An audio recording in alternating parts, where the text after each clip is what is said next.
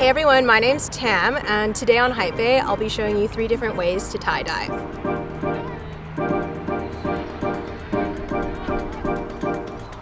Did I say that right? So first you're going to want to start with all your supplies. You're going to want to use something that's going to protect your hands from the dye. You're also going to want to have a wooden spoon, and make sure you keep it separate from all your other kitchen materials. You're obviously going to want a garment to dye with. 100% cotton is best. A few elastics just to get that tie-dye print, and then a few empty jars to mix your dye in, as well as a rag to soak up any dyes that spill over, and some salt. This helps the dye stay in the clothing. And then obviously you're going to want your dyes. So lately I've been thinking about how we can be more sustainable in the environment, and one of the really good ways we can do that when we're dyeing is using natural dyes. A really easy method is using coffee. So what you want to do is grab a pot, fill it up with some hot water, and then pour, I just kind of eye it, any amount of coffee in there. And this method does take a while because it's a natural dye.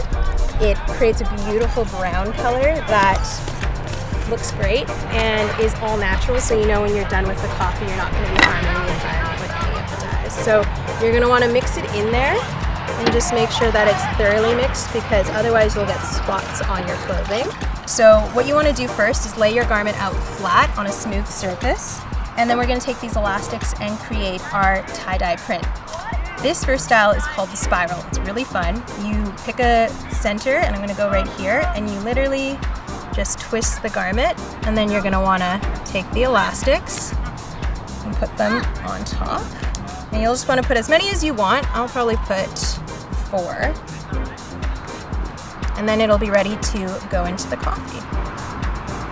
It's cute. Your next step, you're going to add some salt to the coffee bath, and you're going to want to mix it really thoroughly. Once it's mixed, you're going to add your garment in, and you're going to want to mix it for about 10 minutes.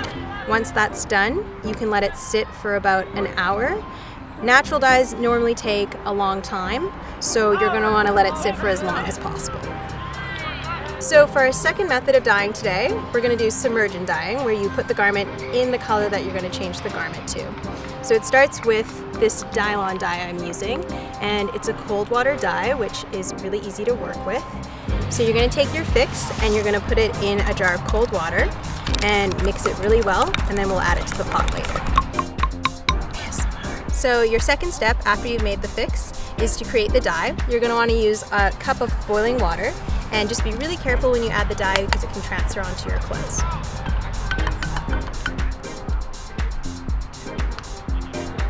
So your next step is to grab a pot of cold water, and you're going to take the fix that you made and add it into the pot.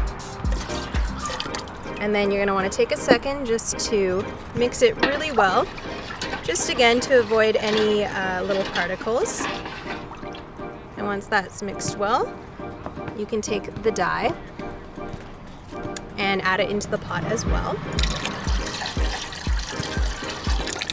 And it's really important when you're dyeing just to make sure you thoroughly mix it before you add anything to it, just to avoid any weird spots and stains that could occur. So mix it for maybe about a minute, and then you're ready to start dyeing.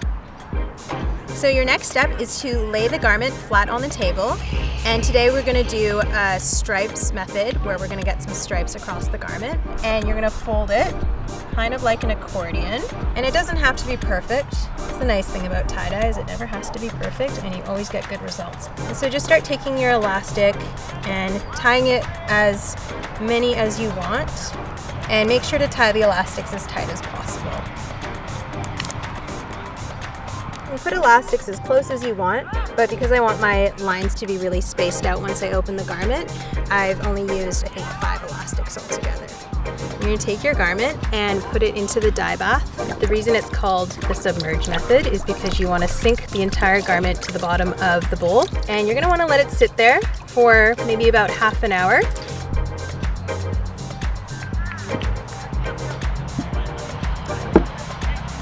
Third method. We're going to dye this garment because there's stains on it, and if you want to get rid of them, you can create a really fun garment and no one's going to know that there's stains on it, which is great. So we're going to take your piece, lay it flat on the table, and I'm going to just do a bunch of little spirals. So just spiral it wherever you want. It doesn't really matter. It'll still turn out great. And then you're gonna take your elastics and just tie them together.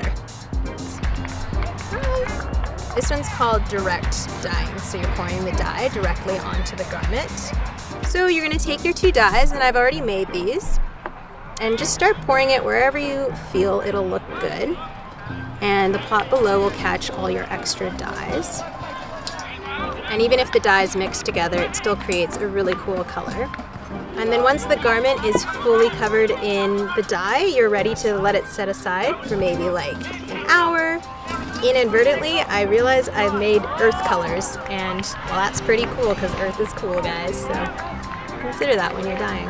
Oh, that looks about right. Okay, so we're ready to set this aside, and we'll let it sit for half an hour, and then we'll be ready to untie it and see what we made. Okay, we are ready to check on our coffee dye. See how she's doing. So you're gonna take it and just make sure to squeeze out all the dye, and you're gonna either want to use scissors or use your own hands to undo the elastics. They can be kind of tricky, so I like to use scissors. It's just a bit faster. Oh, fun, we got some green dye on here, that's fine. And that's why it's anticlimactic, because it will thoroughly dye. You know, you never know what you're gonna get, but this is still cute, guys. I'm telling you, this is like Yeezy Season 3, and I know we all wanted that back when it came out, so minus the screen stain, it's looking pretty good. It's looking pretty good. So for the second tie-dye that we did, you're just gonna wanna do the same thing and just squeeze out all the extra dye.